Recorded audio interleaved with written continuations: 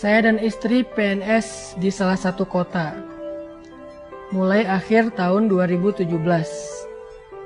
Saat ini saya dalam proses digugat cerai oleh istri saya. Dengan alasan saya suka ngamuk, suka menyalahkan, suka menyudutkan istri. Padahal karena anak kami yang autis, umur 7 tahun, dan belum bisa bicara. Jadi menurut suaminya ini, istrinya menggugat cerai dengan alasan suaminya suka marah-marah, padahal alasan lebih tepatnya nggak sanggup ngurus anak. Sehingga jangankan bertengkar, ngobrol lama aja sama istri jarang. Karena biasanya setelah pulang dari kantor, anak kami sangat nempel sama ibunya. Hal ini karena dari anak lahir sampai umur 5 tahun saya masih bekerja di luar kota.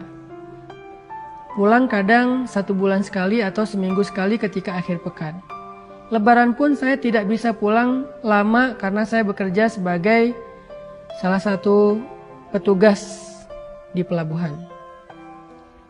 Sekarang saya hanya bisa bertemu anak saya 1 minggu sekali, pintu pagar selalu digembok.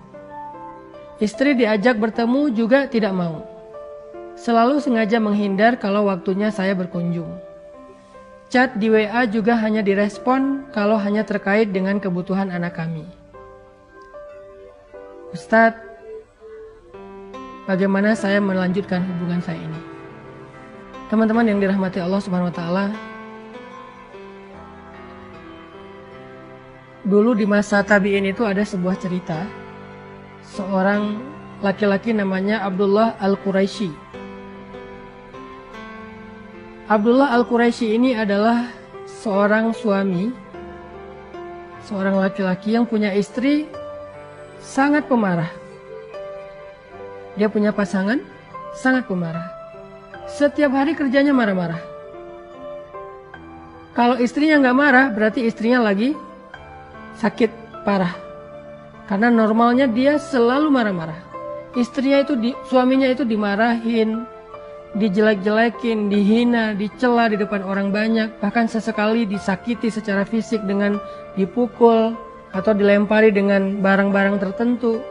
Pokoknya Abdullah Al-Quraisy ini punya seorang istri yang durhaka, yang akhlaknya tuh jelek banget.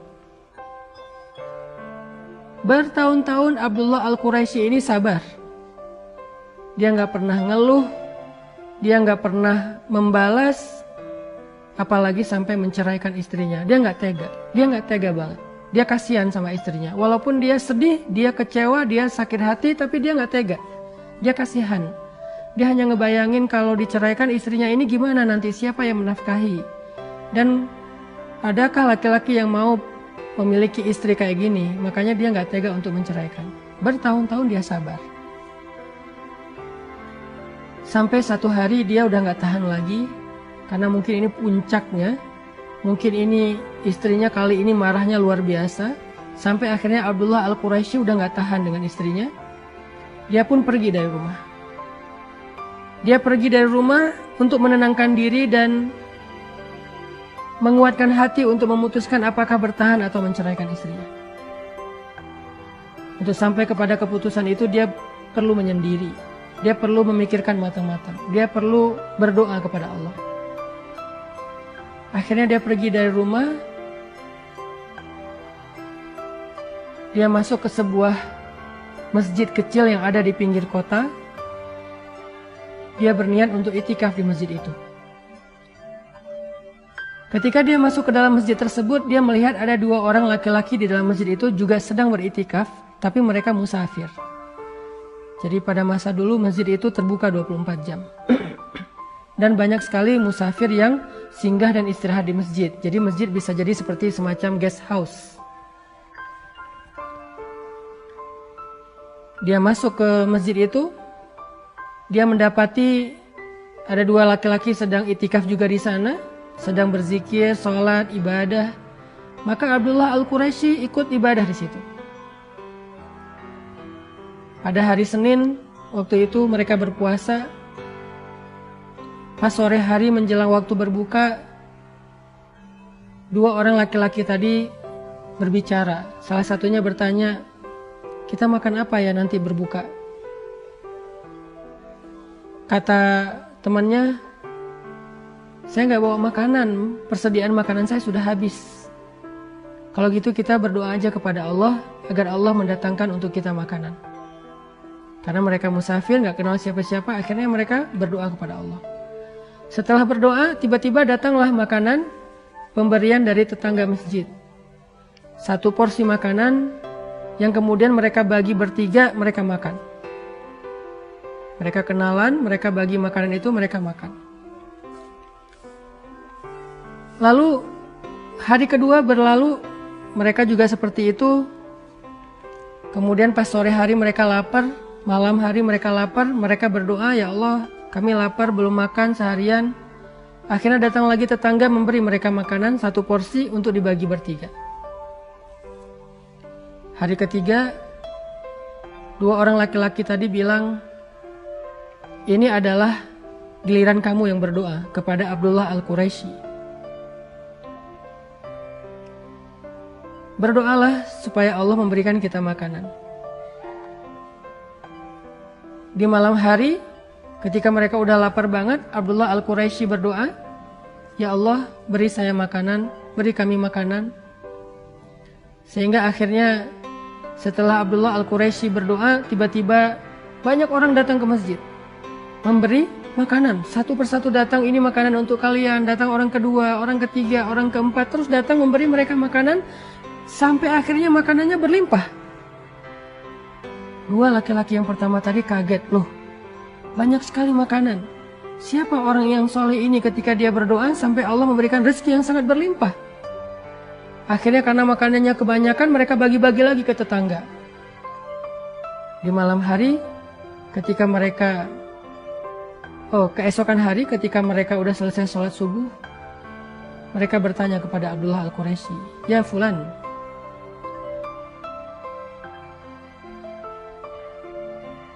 kenapa ketika engkau berdoa kepada Allah, Allah mendatangkan kita rezeki yang sangat berlimpah? Siapakah engkau? Siapa namamu? Abdullah Al-Quraisy kemudian menjawab, nama saya Abdullah. Mereka mengatakan, Abdullah siapa? Orang memanggil saya Abdullah Al-Quraisy. Akhirnya mereka kaget, mereka saling menatap, lalu mereka mencium tangan Abdullah Al-Quraisy dan mereka menceritakan cerita mereka. Mereka bilang, wahai Tuan, ya Syekh, kami ini berdua adalah orang yang sedang belajar ilmu hikmah. Kami berdoa kepada Allah, ya Allah, tuntun kami untuk bertemu dengan seorang guru yang bisa mengajarkan kami hikmah. Seorang guru yang bisa mengajarkan kami tentang sabar. Seorang guru yang bisa mengajarkan kami tentang akhlak yang baik. Kami terus berdoa. Tapi tiba-tiba setelah sekian kali berdoa, kami bermimpi. Di dalam mimpi itu kami bertemu dengan seorang laki-laki yang mengatakan, pergilah kalian ke kota Mekah dan carilah seorang laki-laki yang bernama Abdullah Al-Quraisy. Sesungguhnya dia orang solih. Dia bukan ahli ibadah, tetapi dia adalah orang yang sangat sabar terhadap istrinya, dan Allah ridho kepada kesabarannya, sehingga Allah mengangkat derajatnya menjadi orang-orang yang mulia. Akhirnya kami pun berangkat ke kota ini, ke kota Mekah untuk mencari engkau ya Syekh, ingin belajar darimu. Mimpi saya dengan mimpi saudara saya ini sama. Kami disuruh untuk belajar kepada seorang laki-laki bernama Abdullah Al-Quraisy yang disebut sebagai seorang laki-laki penyabar terhadap istrinya. Apakah Anda yang dimaksud dalam mimpi kami? Abdullah Al-Quraisy kemudian menangis. Dia merasa bahwa dia mendapatkan jawaban yang dia cari. Ketika dia hampir berputus asa terhadap istrinya, dia mendapatkan jawaban yang dia cari. Sehingga dia pulang ke rumahnya dalam keadaan gembira, dalam keadaan semangat. Dia pulang ke rumahnya mencari istrinya. Ya fulana, ya fulana, ya zaujati, ya zaujati, di mana istriku, di mana istriku? Dia mencari istrinya. Setelah beberapa hari dia tinggalkan, Ketika dia datang ke rumah, sampai di rumahnya dia melihat banyak orang berkerumun di rumahnya. Dia masuk ke dalam rumahnya, dia bertanya di mana istri saya, semua orang diam. Ketika dia sampai di dalam rumahnya, dia melihat istrinya sudah wafat. Menangis Abdullah Al-Quraisy mengetahui istrinya sudah wafat. Padahal tadi dia meninggalkan istrinya karena udah gak kuat dengan omelan istrinya. Hampir berputus asa dan ingin menceraikan istrinya. Tetapi setelah dia tahu hikmah dari kesabarannya, dia merasa beruntung punya istri yang suka ngomel, istri yang pemarah. Tetapi setelah dia sampai di rumah, dia baru tahu ternyata istrinya sudah wafat. Apa hikmah dari cerita ini, teman-teman? Hikmah dari cerita ini adalah kadang kita melihat pasangan kita yang penuh dengan kekurangan itu sebagai sebuah musibah. Kadang kita melihat anak kita yang punya masalah, kekurangan seperti di sini tadi ada kasus anaknya autis dan seterusnya, itu sebagai sebuah musibah. Sehingga kita mengeluhkan apa yang sudah Allah titipkan kepada kita. Mengeluhkan pasangan, mengeluhkan anak, mengeluhkan mertua, mengeluhkan orang tua, mengeluhkan keluarga. Dengan segala bentuk keluh kesah kita dan segala kekurangan-kekurangan yang membebani kita. Tapi kita nggak pernah tahu. Karena bisa jadi justru Allah Subhanahu wa Ta'ala mendatangkan kepada kita selama ini banyak kebaikan justru lewat kesabaran kita terhadap keluarga kita. Kita nggak pernah tahu. Bisa jadi selama ini karir kita itu bagus karena Allah melihat kesabaran kita di rumah. Kita nggak pernah tahu. Bisa jadi bisnis kita selama ini berkembang dan memberikan hasil yang luar biasa. Itu karena Allah ingin memberikan kita balasan atas kesabaran kita selama kita di rumah tangga. Kita nggak pernah tahu. Bisa jadi kita sukses itu sebagai balasan dari Allah karena kesabaran kita di rumah. Kita nggak pernah tahu. Bisa jadi banyak dari kebaikan hidup kita itu datangnya lewat kesabaran kita terhadap orang-orang yang ada di dekat kita. Sehingga ketika kita lari dari masalah itu, ketika kita lari berputus asa dari ujian itu, mencoba untuk mencari sesuatu yang lebih nyaman, bisa jadi Allah juga akan mencabut keberkahan dan kebaikan yang selama ini Allah berikan kepada kita. Kita nggak pernah tahu. Itulah kenapa Allah Subhanahu wa Ta'ala berfirman, fa inna ma'al usri yusra. Inna ma'al usri yusra. Sesungguhnya bersama kesulitan ada kemudahan. Bersama kesulitan ada kemudahan. Bersama istri yang suka ngomel, Allah datangkan kemuliaan. Bersama seorang anak yang punya kebutuhan khusus, Allah datangkan rezeki. Bersama suami yang pemarah, Allah datangkan kemuliaan. Seperti Allah memuliakan Asiyah karena suaminya. Kalau Asiyah tidak punya suami seperti Firaun, lalu dia bersabar atas kedurhakaan suaminya, mungkin Asiyah tidak menjadi perempuan yang istimewa. Bisa jadi Sayyidah Maryam, kalau tidak diuji dengan punya anak tanpa punya suami, lalu dihujat, dicela, dihina, dibully oleh masyarakatnya, mungkin Sayyidah Maryam tidak menjadi perempuan istimewa. Kalau Sayyidah Aisyah tidak diuji dengan sifat cemburu yang luar biasa terhadap istri-istri Nabi yang lain, mungkin Sayyidah Aisyah tidak menjadi perempuan istimewa. Sayyidah Fatimah, kalau tidak diuji dengan seorang suami yang miskin seperti Ali, udah miskin sibuk pula untuk berdakwah sehingga dia tidak memberikan nafkah yang cukup buat Fatimah.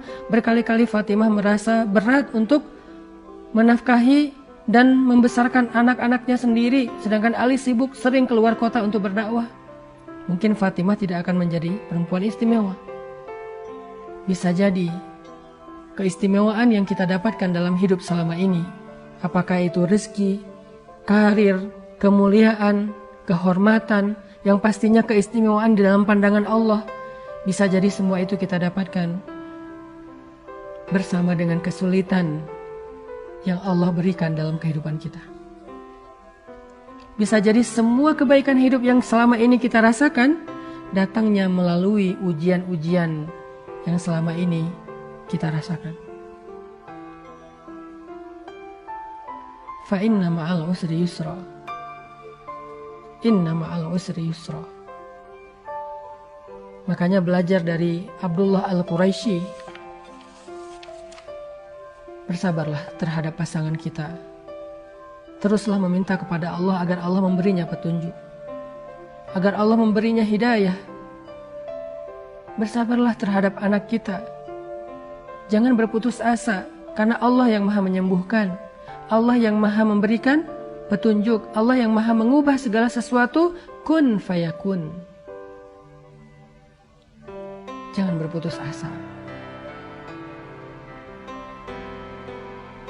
Lihatlah di sekeliling kita. Bukankah nikmat yang Allah berikan kepada kita lebih besar daripada ujian? Sehingga ketika Nabi merasa sedih karena kehilangan putra kesayangannya, Allah Subhanahu wa ta'ala berfirman, Inna a'tainakal kautsar. Al-Kautsar, nikmat yang sangat banyak. Allah ingin kepada Nabi, Allah ingin Nabi itu melihat nikmat yang ada di sekitar beliau, dalam kehidupan beliau jauh lebih besar, lebih banyak daripada ujian yang Allah berikan kepada beliau. Dan nikmat yang paling besar yang Allah berikan kepada beliau adalah nikmat risalah, nikmat kenabian, nikmat dijamin masuk surga, nikmat menjadi kekasih Allah satu-satunya di antara manusia, yang disandingkan namanya dengan nama Allah, Al-Kautsar.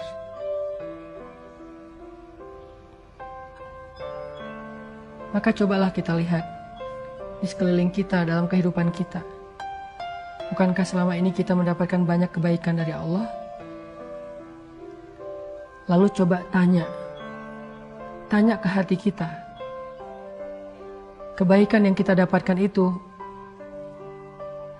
karena alasan apa Allah berikan kepada kita? Ibadah kita sedikit. Kenapa Allah berikan kita kebaikan? Dosa-dosa kita banyak.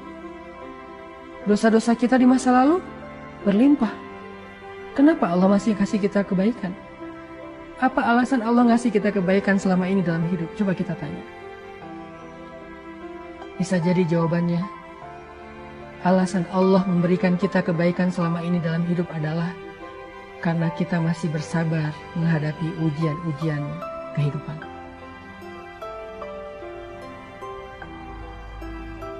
Begitu kita berputus asa, lari dari ujian itu, bisa jadi di waktu yang sama Allah juga akan mencabut satu persatu dari kebaikan hidup kita. Jangan lari dari ujian Allah, tapi berusahalah untuk mencari jalan keluar, tapi jangan lari. Jangan menghindar, jangan berputus asa.